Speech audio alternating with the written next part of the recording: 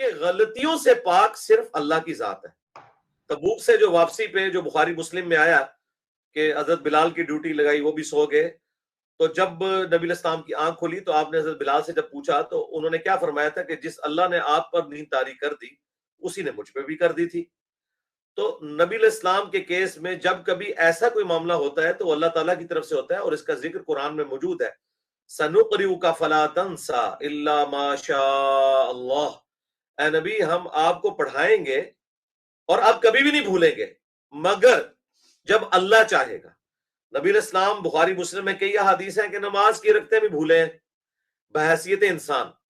اسی طریقے سے اللہ کے محبوب صلی اللہ علیہ وآلہ وسلم کے بارے میں ابو داؤد میں حدیث ہے، آپ قرآن پڑھتے ہوئے کچھ آیات سکپ کر گئے تھے، بعد میں صحابی نے جب بتایا تو آپ نے فرمایا تم نے مجھے نماز میں لقمہ دینا تھا.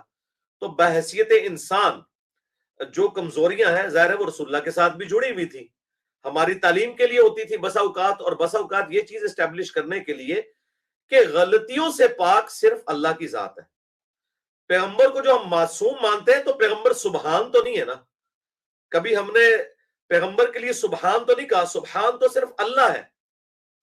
ٹھیک ہے، باقی جو مخلوق ہے نا اس کا مخلوق ہونا ہی سب سے بڑی کمزوری ہے جو اس کے ساتھ اٹیچ ہے، اس کی زندگی ادھار کی، اس کا اختیار ادھار کا. ٹھیک ہے، چاہے وہ پیغمبر ہو، فرشتہ ہو، کوئی جن ہو، کمزوریاں انسان کے ساتھ جڑی ہیں. یہی تو حضرت یونس علیہ السلام کی دعا ہے، لا الہ الا انت سبحانک انی کنت من الظالمین. اے اللہ غلطیوں سے مکمل طور پر پاک تو صرف تو ہے، میں تو انسان ہوں، میں تو غلطی کروں گا. ٹھیک ہے، آپ اسے اجتہادی غلطی کہہ لیں، آپ اسے لغزش کہہ لیں، بہرحال وہ چیزیں تو رپورٹ ہوئی ہیں، انبیاء کرام کے بارے میں بھی قرآن میں رپورٹ ہوئی ہیں. گناہ ہم اسے نہیں کہتے کیونکہ اس کے اوپر کوئی اس طریقے سے وعید والا معاملہ نہیں تھا. البتہ جو انبیاء کی عصمت کا جو ہم کلیم کرتے ہیں نا، وہ عقیدہ وہ نہیں ہے جو بریلوی دیوبندی اہل حدیث یا شیعہ کے علماء نے پبلک کو رٹا دیا ہے کہ جی انبیاء سے غلطی نہیں ہو سکتی. استغفر اللہ، یہ عقیدہ تو صراحتاً گمراہی پر مبنی ہے. قرآن میں واضح ہے کہ اس عورت نے یوسف کا قصد کیا، یوسف بھی کر لیتا اگر اپنے رب کی برہان نہ دیکھتا. اس کا مطلب ہے انبیاء میں بھی کمپیٹنسی موجود ہے کہ وہ غلطی کی طرف جا سکتے ہیں، لیکن اللہ تعالیٰ ان کو محفوظ کر دیتا ہے، چن لیتا ہے. لیکن بسا اوقات جہاں پہ اللہ تعالیٰ اس حوالے سے انہیں یعنی ایک غیبی تائید نہیں دیتا، وہاں پہ وہ دو چیزوں میں سے ایک اختیار کرتے ہیں، اور بسا اوقات کوئی ایسی ایک چیز ہو سکتی ہے جو اللہ تعالیٰ کو پسند نہ ہو تو اللہ تعالیٰ اس کی اصلاح فرما دیتا ہے. جس طرح کہ سورہ الانفال کی آیت نمبر 68 اور 69 میں کہ اگر وہ پہلے آیت نازل نہ ہوئی ہوتی تو جو تم نے غزوہ بدر کے قیدیوں کو چھوڑا ہے ہم عذاب دیتے. اب اتنے سخت الفاظ ہیں، اس پہ تو بریلویوں نے، پیر کرم شاہ صاحب الازہری صاحب نے خود ترجمے میں لکھا ہے کہ عذاب دیتے تمہاری اجتہادی غلطی کے اوپر. ٹھیک ہے، تو انبیاء کرام کو ہم معصوم اس لیے مانتے ہیں کہ اگر ان سے کوئی ایسا عمل ہوا جو گناہ تو نہیں تھا لیکن اجتہادی غلطی تھا، اللہ تعالیٰ کو پسند نہیں تھا، یعنی دو آپشن ان کے سامنے موجود تھے، انہوں نے کوئی ایسا آپشن اڈاپٹ کیا جو حرام یا گناہ کی کیٹیگری میں تو نہیں تھا لیکن اللہ کو پسندیدہ نہیں تھا، تو اللہ تعالیٰ وحی کے ذریعے ان کی ریمیڈی کر دیتا ہے. جب ریمیڈی ہو گئی، آج کی ڈیٹ میں انبیاء معصوم ہیں. جس طرح کہ آپ نے منافقین کا جنازہ پڑھا دیا، ابن ابی کا، عبداللہ ابن ابی کا، تو قرآن میں ہے کہ آپ 70 دفعہ بھی استغفار کریں قبول نہیں کریں گے. آندہ آپ نے کسی منافق کی قبر پہ نہیں کھڑا ہونا، نہ اس کے لیے دعا کرنی ہے، نہ جنازہ پڑھنا ہے.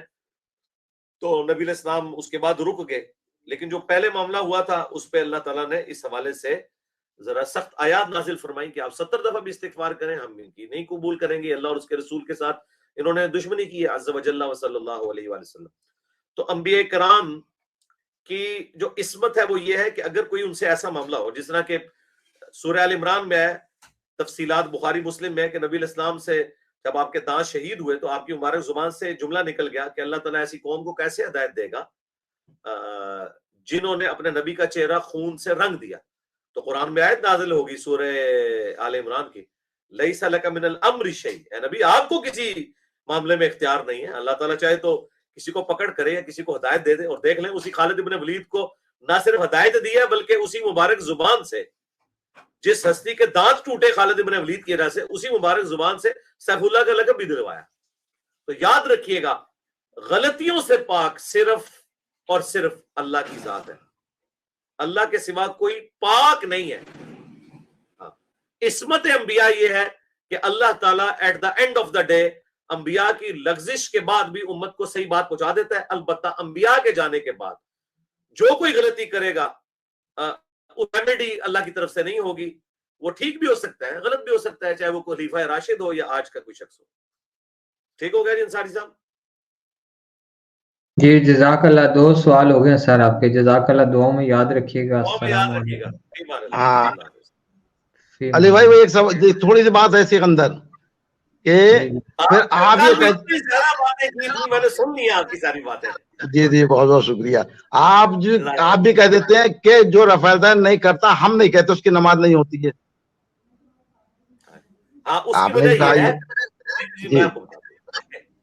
نماز کی جو تفصیلات ہے نا اس میں ریشو پروپورشن ہے. کچھ چیزیں فرضیت کی کیٹیگری میں فال کرتی ہیں, کچھ سنت کی کیٹیگری میں فال کرتی ہیں.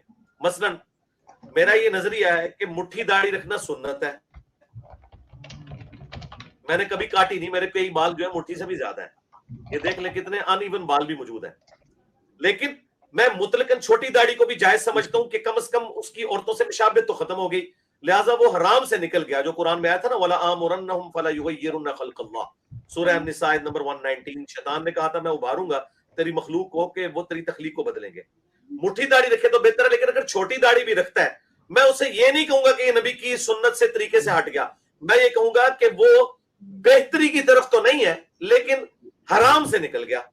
اب یہاں پہ نماز میں جو بیسک سٹرکچر ہے نا وہ ہر رکعت میں قیام ہے, قیام کے بعد رکوع, رکوع کے بعد کھڑا ہونا, ہر رکعت میں 2 سجدے کرنا, 2 سجدوں کے درمیان بیٹھنا, 2 رکعتوں کے بعد بیٹھنا, 4 رکعتوں کے بعد یا 3 کے بعد سلام پھیرنا. ٹھیک ہے, یہ بیسک سٹرکچر ہے. مجھے بتائیں 3 لوگ بیٹھے ہو, ایک اندھا ہو, ایک بہرا ہو, ایک لنگڑا ہو اور چوتھا مکمل ہو, چاروں کو ہم انسان ہی بولتے ہیں, لیکن ساتھ بولتے ہیں کہ انسان تو ہے لیکن یہ اندھا ہے, یہ لنگڑا ہے. لہٰذا یہ جو حنفیوں کی نماز ہے نا یہ اندھی ہے, بہری ہے, لنگڑی ہے. لیکن بہرحال چونکہ بیسک اس میں جس طرح انسان کی جو بیسک چیزیں ہیں اس کے اندر موجود ہے نا تو ہم یہ کہیں گے نماز تو ہے لیکن یہ وہ کمزوری کا شکار ہے. باقی جو آپ حدیث کوٹ کر رہے تھے نا بخاری کی, حضرت حذیفہ ابن یمان نے کہا کہ اگر تو اسی طریقے سے نماز پڑھتا رہا تو اس طریقے پہ نہیں مرے گا جو محمد صلی اللہ علیہ وآلہ وسلم کو اللہ نے دیا. تو اس میں الفاظ ہے کہ وہ رکوع اور سجدے صحیح ادا نہیں کر رہا تھا, یعنی وہ ٹھونگے مار رہا تھا. وہ بیسک سٹرکچر میں فالٹ تھا اس کی کہ ٹھونگ نہیں مارنی. مسند احمد میں حدیث ہے سب سے بدترین چور وہ ہے جو نماز کی چوری کرے. تو پوچھا کہ نماز کا چور کون ہے؟ فرمایا جو رکوع اور سجدے ٹھیک نہیں کرتا. یعنی آپ نے تسلی سے رکوع کرنا ہے, تسلی سے قومے میں کھڑے ہونا ہے, تسلی سے سجدہ کرنا ہے. یہ بیسک سٹرکچر ہے. اب رہ گیا رفع الیدین, تسبیحات, تکبیر انتقال. پہلی تکبیر تو فرض ہے نماز شروع کرنے کے لیے. بعد میں جو بیچ والی تکبیرات ہیں ان میں اگر کوئی اونچی نیچی ہوتی ہے یا کوئی ثنا چھوڑ دیتا ہے یا دعا اس کی رہ جاتی ہے تو پھر ہم یہ کہتے ہیں کہ بیسک سٹرکچر اس کی نماز کی تھی. اور باقی وہ آپ کی بات درست ہے, ہم تو اس دن سے اللہ کی پناہ میں آتے ہیں کہ ہم کوئی ایک نماز بھی بغیر رفع الیدین کے پڑھے. ہم تو نبی الاسلام کو اپنی شکل نہ دکھا سکیں کہ اگر ہم نبی الاسلام کے طریقے سے ایک لمحے کے لیے بھی ہٹیں. لیکن یہ ظاہر صدیوں سے انہیں لوگوں نے ورگلایا ہے. یہ رفع الیدین تو چھوٹا مسئلہ ہے. امت کی اکثریت اس وقت ایاک نعبد و ایاک نستعین کا ٹیسٹ پاس نہیں کر رہی. ہمارے لیے تو بڑا لمحہ فکریہ یہ ہے. نماز کے طریقے کی کمزوری تو بعد میں آتی ہے, سب سے بڑی چیز توحید ہے. آپ نے یہ پچھلے دنوں یہ جو سویڈن میں گستاخی ہوئی ہے قرآن کی, اس پہ جو میں نے ویڈیو ریکارڈ کرائی ہے وہ آپ نے سنی ہے؟ وہ کتنی گرما گرم میری ویڈیو ہے کہ اصل قرآن کے دشمن تم لوگ ہو. تو آپ اس چیز کو سمجھیں. انشاءاللہ ہم کوشش کر رہے ہیں نا, اور دیکھیں انہوں نے 1200 سال میں جتنی عزت اویل کی تھی نا اس سے زیادہ ذلت ان 12 سالوں میں ان کا مقدر اللہ نے کر دیا ہمارے ہاتھوں, اللہ کے فضل سے.